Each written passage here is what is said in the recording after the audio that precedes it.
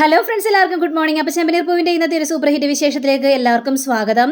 അങ്ങനെ രേവതിയോട് ഭയങ്കരമായിട്ടും കലഹിക്കാൻ പോയേക്കാണ് ചന്ദ്രമതി. പക്ഷേ ചന്ദ്രമതിക്കുള്ള നല്ല തക്ക മറുപടി തന്നെ നമ്മുടെ രേവതി കൊടുക്കുകയും ചെയ്തു. നീ ഉണ്ടാക്കിയ ഭക്ഷണം നീ തന്നെ കഴിച്ചാൽ മതി എന്ന് പറഞ്ഞു കഴിഞ്ഞപ്പോഴേക്കും ഞാൻ ഭക്ഷണം കഴിക്കും, ഏതായാലും ഞാൻ ഉണ്ടാക്കിയ ഭക്ഷണം ഞാൻ കഴിക്കണ്ടേ, ഞാൻ ഇതിനാ പട്ടിണി ഇരിക്കുന്നത്, എൻ്റെ കാര്യമൊന്നുമില്ലല്ലോ, അമ്മയ്ക്ക് വേണമെങ്കിൽ അവിടെ പോയിരിക്കും, ഞാൻ വിളമ്പിത്തരാം എന്ന് പറഞ്ഞപ്പോഴേക്കും ഇതിനെ കാണിച്ചു തരാടി എന്നും പറഞ്ഞ് ചന്ദ്രമതി അവിടെ നിന്ന് ഇറങ്ങി പോവുകയാണ്. അപ്പോൾ രേവതിയാണെങ്കിലും ഇത് വല്ലാത്തൊരു ശല്യമായി പോലെ, എവിടെ നിന്നാലും എന്ത് നിന്നാലും തൻ്റെ മെക്കിട്ട് കയറാനാണല്ലോ അമ്മ വരുന്നത് എന്നൊക്കെ ചിന്തിച്ച് വളരെയേറെ സങ്കടപ്പെട്ടിരിക്കുകയാണ് നമ്മുടെ രേവതി.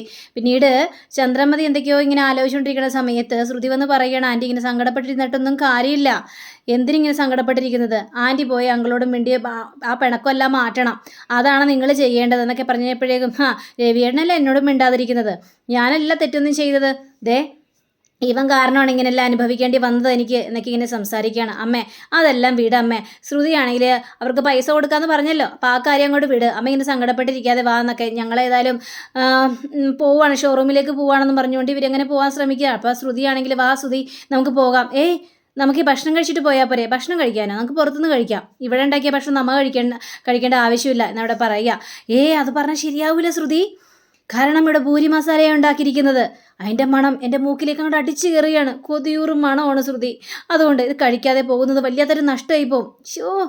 എൻ്റെ ശ്രുതി എത്ര കിട്ടിയാലും പഠിക്കില്ലേ, അതല്ലേ ഞാൻ പറഞ്ഞത്, പുറത്തു പോയിരുന്ന് നമുക്ക് കഴിക്കാന്നേ, ഇവിടെ ഉണ്ടാക്കിയ ഭക്ഷണം കഴിച്ച് എന്തിനാണ് മറ്റുള്ളവരുടെ മുന്നിൽ നാണം കെടാനായിട്ട് പോകുന്നത്, നമ്മൾ ഭക്ഷണം കഴിക്കാൻ പോയിരിക്കുമ്പോൾ തന്നെ സച്ചി അതും പറഞ്ഞുകൊണ്ട് നമ്മുടെ മെക്കിട്ട് കയറാനായിട്ട് വരും, വെറുതെ നാണം കെട്ട വർത്താനം കേൾക്കേണ്ട ആവശ്യമൊന്നുണ്ടോ, ഇത് കേട്ടുകഴിഞ്ഞപ്പോഴേക്കും അവനെന്ത് വേണമെങ്കിലും പറയട്ടെ എന്നേ, നീ പൈസ കൊടുക്കാമെന്ന് പറഞ്ഞിട്ടുണ്ടല്ലോ, പിന്നെ അവനെന്ത് പറഞ്ഞാലും നമുക്കെന്താ പ്രശ്നമെന്നേ, പക്ഷേ പുറത്തു പോയി ഭക്ഷണം കഴിച്ചാൽ ശരിയാവില്ല, നമ്മളെന്തിനാ വെറുതെ പൈസ കളയുന്നത്, മാസം വീട്ടു ചിലവിനുള്ള പൈസ നമ്മൾ കൊടുക്കുന്നതല്ലേ, അപ്പം പിന്നെ നമ്മളിവിടുത്തെ ഭക്ഷണം കഴിക്കുന്നതല്ലേ ശ്രുതി ശരി, അതാണ് ശരി. ഇത് കേട്ടുകഴിഞ്ഞപ്പോഴേക്കും ശ്രുതി പറഞ്ഞതിലും കാര്യമുണ്ട്, നമ്മൾ മാസം പൈസ എണ്ണി കൊടുക്കുന്നതല്ലേ, അപ്പം പിന്നെ ഇവിടുത്തെ ഫുഡ് നമുക്ക് കഴിച്ചാൽ എന്താ കുഴപ്പം, അതാ ഞാൻ പറഞ്ഞത് നമുക്ക് കഴിക്കാമെന്ന്, എങ്കിൽ വാ നമുക്ക് പോയി കഴിക്കാം, ആൻറ്റിയും ഭക്ഷണം കഴിക്കാനായിട്ട് വരണം, ഇല്ല ഞാൻ വരെയൊന്നുമില്ല, ഞാനെന്തിനാ വരുന്നത്,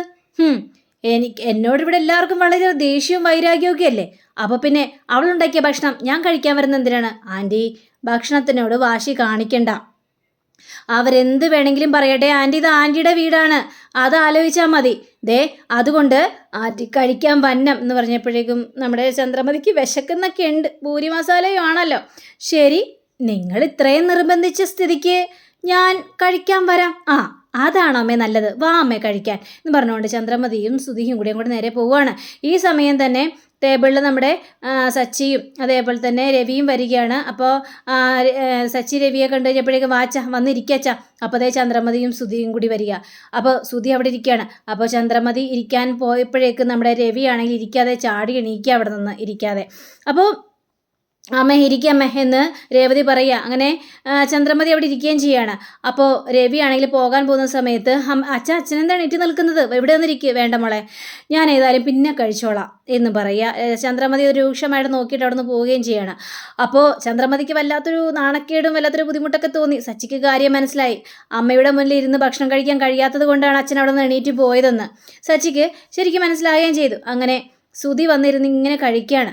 അപ്പോഴേക്കും വർഷയും ശ്രീകാന്തും ഒക്കെ വരികയാണ്. അയ്യോ പൂരി മസാലയാണോ, അയ്യോ എൻ്റെ ചേച്ചി കൊതിയായിട്ട് പാടില്ല, ഞാൻ വിചാരിച്ച എന്താണെന്നറിയാമോ ചേച്ചി ഭക്ഷണമൊന്നും ഉണ്ടാക്കിയിട്ടുണ്ടാവില്ല എന്ന്, കാരണം ഈ ആൻറ്റിയില്ലേ, ആൻറ്റിയുടെ കയ്യിലിരുന്നേച്ച വളയെടുത്ത് ചേച്ചിയുടെ മുഖത്ത് വലിച്ചെറിഞ്ഞതല്ലേ, അവിടെ പല പ്രശ്നങ്ങളും ഉണ്ടായതല്ലേ, പിന്നെ അങ്കിളും ആൻറ്റിയും മിണ്ടുന്നുമില്ലല്ലോ, അങ്ങനെ ഞാൻ വിചാരിച്ച് ഇതെല്ലാം അറിഞ്ഞു കഴിഞ്ഞപ്പോഴേക്കും ചേച്ചി സങ്കടപ്പെട്ട് കുത്തിയിരിക്കുകയായിരിക്കുമെന്ന്, അപ്പോൾ ഫുഡൊന്നും ഉണ്ടാക്കിയിട്ടില്ല എന്നാണ് ഞാൻ വിചാരിച്ചത്. അപ്പോൾ ചന്ദ്രമതിക്ക് കലി വരിക വർഷയുടെ സംസാരമൊക്കെ കേട്ട് കഴിഞ്ഞപ്പോഴേക്കും, ചേച്ചിയുടെ സ്ഥാനത്ത് ഞാനായിരുന്നെങ്കിൽ എന്ത് ചെയ്താനെന്നറിയാമോ, ആ സ്വർണ്ണവള രണ്ടും ആൻറ്റിയുടെ മുഖത്തേക്ക് തന്നെ വലിച്ചെറിഞ്ഞിട്ട് ഞാൻ എൻ്റെ വീട്ടിലേക്ക് സ്ഥലം വിട്ടാനായിരുന്നു, അത്രയും ഏതായാലും ചേച്ചി ചെയ്തില്ലല്ലോ. ഇപ്പോഴേക്ക് സച്ചി, അല്ലെങ്കിലും രേവതി അങ്ങനെയൊന്നും ചെയ്യില്ല, രേവതിക്ക് അങ്ങനെ ചെയ്യാനുള്ള മനസ്സുമില്ല, ചേച്ചി ഒരു പാവമായതുകൊണ്ടാണ് ചേച്ചി ഇങ്ങനെ എല്ലാവരും കൂടി നെഞ്ചത്തോട്ട് കയറുന്നത് എന്നൊക്കെ വർഷയും ശ്രീകാന്തൊക്കെ പറയുമ്പോൾ ശ്രുതിക്ക് അത് തീരെ ഇഷ്ടപ്പെട്ടില്ല. അപ്പം ശ്രുതി എടുത്ത് വായിക്കും, അയ്യോ നിർത്തടാ, പുകഴ്ത്തിയത് മതി, ഇതെന്തോരം പുകഴ്ത്തുന്നു, നിർത്തടാ, നീ ആദ്യം നിർത്ത്, എടാ നീ ഇവിടെ ഈ ടേബിളിൻ്റെ പുറത്ത് വന്നിരുന്നിങ്ങനെ ഭക്ഷണം കഴിക്കുന്നുണ്ടല്ലോ. നീയേ ഭക്ഷണം കഴിക്കേണ്ടത് ജയിലിലായിരുന്നു. ആ ജയിലിലെ ഭക്ഷണം കഴിക്കാത്തതിൻ്റെ കാരണം രേവതിയാ. രേവതി ഒരു പരാതി കൊടുത്തിരുന്നെങ്കിൽ നീ ജയിലിൽ പോയി അവിടുത്തെ ഭക്ഷണം കഴിക്കേണ്ട ഗതിയായിരുന്നു തന്നെ വന്നിരുന്നത്. എന്നിട്ട് ഇപ്പം നീ ഇവിടെ ഇരുന്ന് കഴിക്കുന്നുണ്ടല്ലോ എന്ന് പറഞ്ഞുകൊണ്ട് സച്ചി അവിടെ തുടങ്ങി. അപ്പോഴേക്കും ശ്രുതിക്ക് കലി വരികയാണ്. മേ പറയുന്നത് കേട്ടില്ലമ്മേ എന്നൊക്കെ ഞാൻ ചോദിച്ചു കഴിഞ്ഞപ്പോഴേക്കും എല്ലാത്തിനും കാരണം ഇവളൊക്കെ തന്നെയാണ്. അവളുടെ ഒരു സ്വർണം, എന്താണ് ഈ സ്വർണം എന്നൊക്കെ പറഞ്ഞുകൊണ്ട് അവർ ആ സ്വർണത്തെ പിടിച്ച് തന്നെ വല്ലാതൊരു പ്രശ്നം അവിടെ ഉണ്ടാക്കുകയാണ്. നിങ്ങൾക്കൊന്നും അത് പറഞ്ഞാൽ മനസ്സിലാവില്ല എന്ന രീതിയിൽ തന്നെ. അങ്ങനെ ശ്രുതി ഷോറൂമിലേക്ക് ചെല്ലുകയാണ്. ഷോറൂമിലെത്തിയിട്ടും ശ്രുതിക്കാണെങ്കിൽ വല്ലാതെ ടെൻഷൻ തോന്നുകയാണ്. ശ്രുതിയാണെങ്കിൽ അങ്ങോട്ടും ഇങ്ങോട്ടും പരക്കമായി നടക്കുക. അപ്പോൾ ശ്രുതി വന്നിട്ട്, എന്താ ശ്രുതി, നിനക്ക് എന്താ പറ്റിയത്? എനിക്ക് വീട്ടിലെ കാര്യം ആലോചിച്ചിട്ടാണ്. വീട്ടിലിപ്പം മുന്നോട്ട് പോകാനും പറ്റുന്നില്ല. അമ്മയാണെങ്കിൽ മിണ്ടുന്നുമില്ല, അമ്മയും അച്ഛനും മിണ്ടുന്നില്ല. ഇതെല്ലാത്തിനും കാരണം ഞാൻ തന്നെയല്ലേ? ആ ഒരു സ്വർണം വിറ്റത് കൊണ്ടല്ലേ? ഇതൊക്കെ നേരത്തെ ആലോചിക്കാതിരുന്നത്? എല്ലാവരും കൂടെ എൻ്റെ നിന്ന് എല്ലാം മറച്ചു വെച്ചു.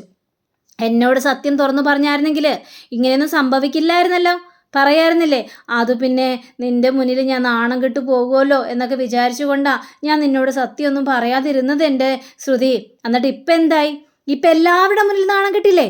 സമാധാനമായില്ലേ? എങ്ങനെയെങ്കിലും 5 ലക്ഷം രൂപ കൊടുക്കണം. 5 ലക്ഷം രൂപ കൊടുക്കാന്നല്ലേ പറഞ്ഞിരിക്കുന്നത്. ഒരു കാര്യം ചെയ്യാം, ഞാനേ മീരയോട് വരാൻ പറഞ്ഞിട്ടുണ്ട്. ഞാൻ മീരയൊന്ന് പോയി കാണട്ടെ. അവളെങ്ങനെയെങ്കിലും പൈസ സംഘടിപ്പിച്ച് തരുമെന്നേ. പിന്നെ പൈസ കൊണ്ടേ കൊടുത്താലും ഞാൻ ആരുടെ കയ്യിൽ നിന്ന് കടം മേടിച്ചാന്ന് പറയണ്ട. എൻ്റെ ഡാഡി അയച്ചതെന്ന് മാത്രം പറഞ്ഞാൽ മതി, കേട്ടല്ലോ? അത് പിന്നെ ഞാൻ ഏറ്റു. എങ്കിൽ പിന്നെ ഞാൻ മീരയെ പോയി കണ്ടിട്ട് വരാം എന്നും പറഞ്ഞ് ശ്രുതി നേരെ ഷോറൂമിൽ നിന്ന് ഇറങ്ങുകയാണ്. അന്ന് വീട്ടിലാണെങ്കിൽ നമ്മുടെ രവി ഇങ്ങനെ കുറേ ബുക്കുകളൊക്കെ എടുത്തുകൊണ്ട് വരിക. അപ്പോൾ ആ ബുക്ക് ഇങ്ങനെ തട്ടിക്കുടഞ്ഞപ്പോഴത്തേക്കും രവിക്ക് ഭയങ്കരമായിട്ട് ചുമ വരുന്നു. ചുമ വന്നിട്ട് ശ്വാസം മുട്ട് അനുഭവപ്പെടുന്നു. ചുമ നിർത്താനേ സാധിക്കുന്നില്ല. അങ്ങനെ ചുമച്ച് വായെന്ന് കുറച്ച് ചോരയൊക്കെ വരികയാണ്. അപ്പോഴേക്കും നമ്മുടെ ചന്ദ്ര ഈ ഒരു കാഴ്ച കാണുകയാണ്. എൻ്റെ ദൈവമേ, രവിയേട്ടൻ! അങ്ങനെ ചന്ദ്ര വെള്ളം എടുത്തുകൊണ്ട് ഓടി രവിയേട്ടാ ഇന്ന് രവിയേട്ടാ വെള്ളം കുടിക്കും രവിയേട്ടാ എന്ന് പറഞ്ഞുകൊണ്ട് വെള്ളം കൊടുക്കുക. പക്ഷേ രവി അതും മേടിക്കാനായിട്ട് തയ്യാറായില്ല. അപ്പോഴേക്കും ചന്ദ്രയുടെ ഒച്ച കേട്ടിട്ട് നമ്മുടെ സച്ചിയും രേവതിയും കൂടി ഓടി വരിക. അപ്പോൾ സച്ചി ഓടി വന്നിട്ട്, അയ്യോ അച്ഛൻ എന്ത് പറ്റി അച്ഛാ? അച്ഛൻ എന്ത് പറ്റി? ഈ വെള്ളം കുടിക്കച്ച. വേണ്ട, അവൾ കൊണ്ടുവന്ന വെള്ളം എനിക്ക് വേണ്ട. അച്ഛ കുടിക്കച്ച, കുടി അച്ഛാ, ഇങ്ങനെയൊന്നും പറയല്ലേ അച്ഛാ, വെള്ളം കുടിക്കച്ച എന്ന് പറഞ്ഞുകൊണ്ട് നിർബന്ധിച്ച് നമ്മുടെ സച്ചി രവിയെ വെള്ളം കുടിപ്പിക്കുകയാണ്. വെള്ളം കുടിപ്പിച്ച് കഴിഞ്ഞപ്പോഴേക്കും രവിക്ക് കുറച്ച് ആശ്വാസമൊക്കെ തോന്നി. ഇവള് കൊണ്ടുവന്ന വെള്ളം എന്തിനാ എന്നെ കുടിപ്പിക്കുന്നത്? ഇവിടെ മാറി നിൽക്കാൻ വരാം. ഇവളെ കാണുമ്പോൾ തന്നെ എനിക്ക് കലിയാ വരുന്നത് എന്ന് പറഞ്ഞുകൊണ്ട് രവി അവിടെ കിടന്ന് തുടങ്ങി. അപ്പോഴേക്കും സച്ചിയാണെങ്കിൽ, അയ്യോ അച്ഛൻ ഭയങ്കര കലിപ്പിലാണ് രേവതി, അച്ഛൻ്റെ ദേഷ്യം ഇതുവരെ മാറുന്നില്ലല്ലോ, അച്ഛൻ അമ്മയെ കാണുന്നത് പോലും ഇഷ്ടമല്ലെന്നല്ലേ ഇപ്പോൾ പറയുന്നത് എന്നൊക്കെ ഇവരിങ്ങനെ സംസാരിച്ചുകൊണ്ടിരിക്കുന്ന സമയത്താണ് ശ്രുതി ഓടി വരികയാണ്. അമ്മ എവിടെ അമ്മേ എന്ന് ചോദിക്കുകയാണ്. അപ്പോൾ അമ്മ അപ്പോഴത്തേക്കും അടുക്കളയിലേക്ക് പോയി കഴിഞ്ഞു. എന്താടാ നീ എന്തിനാടാ വിളിച്ച് കൂവുന്നത്? അത് ശരി, ഞാനിപ്പോൾ വിളിച്ചതും തെറ്റായിപ്പോയോ? അമ്മ ഇങ്ങോട്ട് വിളിക്ക്. അപ്പോഴേക്കും ചന്ദ്ര വന്നിട്ട്, എന്താടാ നീ കിടന്ന് കൂവുന്നത്? നീ എന്തിനാ വിളിക്കുന്നത് അമ്മേ? ഇവിടെ എല്ലാവരും കൂടി എന്നെ അപമാനിച്ചു. ഞാൻ സ്വർണം കെട്ടവനാണ്, പൈസ തട്ടിക്കൊണ്ടു പോയവനാണ് എന്നൊക്കെ പറഞ്ഞുകൊണ്ട് ഇനി മേലാൽ ആരും എന്നെ അപമാനിക്കാൻ നിൽക്കരുത്. ഇവന് കൊടുക്കാനുള്ള 2 ലക്ഷം രൂപ അഡ്വാൻസ് ആയിട്ട് ഞാൻ ഇപ്പം തന്നെ കൊടുക്കും എന്നിങ്ങനെ സംസാരിക്കുകയാണ്. ഇത് കേട്ട് കഴിഞ്ഞപ്പോഴേക്കും അതേതായാലും കൊള്ളാടാ, നീ ആ 2 ലക്ഷം രൂപയും കൊടുത്താ ഇന്നാടാ പിടിയടാ എന്ന് പറഞ്ഞുകൊണ്ട് 2 ലക്ഷം രൂപ എടുത്തൊക്കെ നീട്ടുകയാണ്. അച്ഛൻ്റെ നേരെയാണ് നീട്ടുന്നത്. അപ്പം നമ്മുടെ ചന്ദ്ര ചോദിക്കണം, എവിടെ നാടാ നിനക്ക് ഇത്ര പണം എന്ന് ചോദിക്കുമ്പോൾ സച്ചിയാണെങ്കിൽ, അമ്മയുടെ അലമാരിയിലെ സ്വർണ്ണാഭരണങ്ങളൊക്കെ അവിടെ ഇരിക്കുന്നുണ്ടോ എന്ന് നോക്ക്. ഇവൻ ചിലപ്പോൾ അതും കൊണ്ടേ വിറ്റിട്ടായിരിക്കും ഈ പൈസയും കൊണ്ട് വന്നത്. അപ്പോൾ ശ്രുതിക്ക് തീരെ ഇഷ്ടപ്പെട്ടില്ല. നിർത്ത് സച്ചി, കളിയാക്കൽ നിർത്ത്. ഇനി മേലാൽ ശ്രുതിയെ കളിയാക്കി പോകരുത്. നീ കുറേ നാളായല്ലോ ഇങ്ങനെ കളിയാക്കാൻ തുടങ്ങിയിട്ട്. ഈ പൈസ തന്നതേ എൻ്റെ അച്ഛനാ അയച്ചു തന്നത് എന്ന് പറയുമ്പോൾ രവി എടുത്ത വായിക്ക് നല്ല തക്ക മറുപടി കൊടുക്കുക. ആണോ? നിൻ്റെ അച്ഛനെ ജയിലല്ലേ? പിന്നെ എങ്ങനെയാ ഈ പൈസ അയച്ചിരുന്നത്? അത് പിന്നെ എൻ്റെ അച്ഛൻ ജയിലാണ്, പക്ഷേ എൻ്റെ ഇളയച്ചൻ വഴിയാണ് ഈ പൈസ എൻ്റെ കയ്യിലേക്ക് എത്തിയത് എന്ന് ശ്രുതി പറയുക. അതേതായാലും നന്നായി. അപ്പോഴേക്കും ചന്ദ്രമതിക്കാണെങ്കിൽ ഭയങ്കര സന്തോഷം. ശ്രുതിക്ക് അച്ഛൻ പൈസ കൊടുത്തല്ലോ എന്നൊക്കെ വിചാരിച്ചുകൊണ്ടാണ് ചന്ദ്രമതി. കണ്ടോടി രേവതി, കണ്ടു പഠിക്ക്. നിന്റെ കുടുംബം പോലെയല്ല ശ്രുതിയുടെ കുടുംബം. അവൾക്ക് പിടിപ്പുണ്ട്. എത്ര പൈസ ചോദിച്ചാലും കൊണ്ടുവരും. വേണമെങ്കിൽ 5 ലക്ഷം അവൾ ഇപ്പം തന്നെ തരും എന്ന് പറഞ്ഞപ്പോഴേക്കും നമ്മുടെ സച്ചി, എങ്കിൽ പിന്നെ ഇപ്പം തന്നെ എടുക്കുമെന്നല്ലേ പറഞ്ഞു. 5 ലക്ഷം രൂപ താ. എനിക്ക് 2 ലക്ഷം അല്ല വേണ്ടത്, 5 ലക്ഷമാണ് വേണ്ടത്. എടാ സച്ചി, നീ ഇപ്പം 2 ലക്ഷം പിടിക്കുക. ഹാ, അതിനുശേഷം ബാക്കി തന്നേക്കാം നിനക്ക്. ഏതായാലും നിന്റെ കളിയാക്കലൊക്കെ അവിടെ നിൽക്കട്ടെ. എടാ, നീ കുറേ പണം തട്ടിക്കൊണ്ടു പോയിട്ടുണ്ട്. ഇപ്പോഴും 50 ലക്ഷത്തിൻ്റെ ഒരു ചില്ലി പൈസ പോലും നീ തന്നിട്ടില്ല. കൂടുതൽ ഡയലോഗ് അടിക്കില്ലേ മോനെ എന്നൊക്കെ സംസാരിച്ചു കഴിഞ്ഞപ്പോഴേക്കും രവി പറയാ, നീ ഏതായാലും സച്ചിയുടെ കയ്യിലേക്ക് കൊടുക്ക്. അങ്ങനെ എടാ പിടിയടാ ഈ പണം എന്നിങ്ങനെ സുധി പറയുമ്പോൾ രേവതി മേടിക്ക് സച്ചിയേട്ടാ. അങ്ങനെ സച്ചി ആ പൈസ മേടിക്കണം. ആ പൈസ മേടിച്ചിട്ട് ഇത് 2 ലക്ഷം രൂപ തന്നെ ഉണ്ടോടാ, അല്ലെങ്കിൽ ഇത് കള്ളപ്പണം ആണോടാ എന്നൊക്കെ ചോദിക്കുമ്പോൾ, എന്താടാ, ഞങ്ങൾക്ക് അങ്ങനെ കള്ളപ്പണം തരേണ്ട ആവശ്യമൊന്നുമില്ല. നീയൊക്കെയല്ലേ ആള്, നിന്നെയൊക്കെ വിശ്വസിക്കാനായിട്ട് പറ്റില്ല. ഇതല്ലേ അവസ്ഥ. അപ്പോഴേക്കും ശ്രുതി, ദേ നീ കൂടുതൽ കളിയാക്കാൻ നിൽക്കേണ്ട സച്ചി, അത് ഒറിജിനൽ പണം തന്നെയാണ്. എൻ്റെ ഡാഡിയാണ് എനിക്ക് തന്നത് ആ പണം. ഇനിയും അധികം താമസിയാതെ പെട്ടെന്ന് തരും. എപ്പോഴെപ്പോഴും വലിയ തുകയൊന്നും ഡാഡിയോട് ചോദിക്കാനായിട്ട് പറ്റില്ലല്ലോ. അതുകൊണ്ടാ ഇപ്പം കുറച്ച് പൈസയായിട്ട് മേടിച്ചത്. ഇനി ബാക്കിയുള്ള പൈസ പെട്ടെന്ന് തന്നെ തരും. തന്നാൽ നിങ്ങൾക്ക് കൊള്ളാം എന്നവരെ പറയാ. അങ്ങനെ ഇവർ രണ്ടുപേരും അവിടെ നിന്ന് പോവുകയാണ്. അപ്പോൾ ഇവർ രണ്ടുപേരും അവിടെ നിന്ന് പോയി കഴിഞ്ഞപ്പോഴേക്കും നമ്മുടെ ശ്രുതിയാണെങ്കിൽ 2 ലക്ഷം രൂപ വെറുതെ പോയി എൻ്റെ ശ്രുതി, അവന് കൊടുക്കണ്ടായിരുന്നു. അയ്യടാ, കൊടുക്കണ്ടായിരുന്നു. ഈ സ്വർണ്ണമൊക്കെ വിറ്റപ്പോൾ ഒന്ന് ആലോചിക്കണമായിരുന്നു, കൊടുക്കണോ വേണ്ടായിരുന്നെന്ന്. അവൻ്റെ വാലിക്കണം മുഴുവനും കേട്ടോ. നമ്മൾ പൈസ കൊടുത്തില്ലായിരുന്നെങ്കിലേ അവൻ എല്ലാവരും മുന്നിൽ നാണം കെട്ടേണ്ട ഒരവസ്ഥ വന്നാനായിരുന്നു. ഇപ്പം അങ്ങനെയൊന്നും സംഭവിച്ചില്ലല്ലോ, അതുകൊണ്ട് സമാധാനിക്കാം എന്ന് പറയുക. അങ്ങനെ സച്ചിയും രേവതിയും കാണിക്കുകയാണ്. രേവതിക്കാണെങ്കിൽ ആകെ സങ്കടം തോന്നുക. സച്ചിയേട്ടാ, നമ്മളിനി പൈസ എന്താ ചെയ്യേണ്ടത് സച്ചിയേട്ടാ, എന്താ സച്ചിയുടെ പ്ലാൻ എന്ന് ചോദിച്ചു കഴിഞ്ഞപ്പോഴേക്കും, എനിക്കൊരു പ്ലാനുണ്ട്. ഉടനെ തന്നെ നിനക്ക് ഒരു സ്വർണം മേടിക്കണം. ഈ പൈസ കൊണ്ട് സ്വർണം മേടിക്കാൻ തന്നെ തീരുമാനിച്ചിരിക്കുന്നത്. സ്വർണ്ണോ? എനിക്കോ? അതെ, നിനക്ക് സ്വർണം മേടിക്കാനാണ് ഞാൻ തീരുമാനിച്ചിരിക്കുന്നത്. വേണ്ട സച്ചിയേട്ടാ, സച്ചിയേട്ടൻ എന്താ പറ്റിയത്? ഈ പൈസ കൊണ്ട് സ്വർണം മേടിച്ചിട്ട് അലമാരി വെച്ചിട്ട് വല്ല കാര്യമുണ്ടോ? സ്വർണ്ണമാണോ ഇവിടെ പ്രാധാന്യം? അല്ല, നമുക്കേ ഈ പൈസ കൊണ്ട് സെക്കൻഡ് ഹാൻഡ് ഒരു കാറ് മേടിക്കാം. കാറോ? എന്തിനിപ്പോൾ കാറ്? ആ കാർ നമുക്ക് വാടക കൊടുക്കണം സച്ചിയേട്ടാ. അങ്ങനെ നമ്മൾ പതിയെ കാശുണ്ടാക്കാനായിട്ട് ശ്രമിച്ചുകൊണ്ടിരിക്കണം. നമുക്ക് ചില ലക്ഷ്യങ്ങളില്ലേ, നമുക്കൊരു റൂം പണിയണ്ടേ, അത് നമ്മുടെ സ്വപ്നമല്ലേ സച്ചിയേട്ടാ. അതുകൊണ്ട് നമുക്ക് ആ പൈസ കൊണ്ട് സെക്കൻഡ് ഹാൻഡ് ഒരു കാറ് മേടിക്കാം. അതിനുശേഷം നമുക്ക് ബാക്കിയുള്ള കാര്യങ്ങളെല്ലാം ചെയ്യാൻ സച്ചിയേട്ടാ എന്നിങ്ങനെ പറയാം. പക്ഷേ അതിനു മുമ്പ് തന്നെ അച്ഛൻ്റെ അമ്മയുടെയും കാര്യം ആലോചിക്കുമ്പോഴാണ്. അച്ഛനാണെങ്കിൽ ഭയങ്കര കലിപ്പില്ല, അമ്മയോട് മിണ്ടുന്നുമില്ല. എങ്ങനെയെങ്കിലും അവരുടെ പിണക്കം മാറ്റണ്ടേ. അത് പറഞ്ഞത് സത്യമാണ് സച്ചിയേട്ടാ. ഇപ്പോൾ അച്ഛൻ അമ്മയുടെ അടുത്ത് കിടക്കാതെ മാറിക്കിടക്കും. അതിന് നമ്മൾ അനുവദിക്കാൻ നിൽക്കരുത്.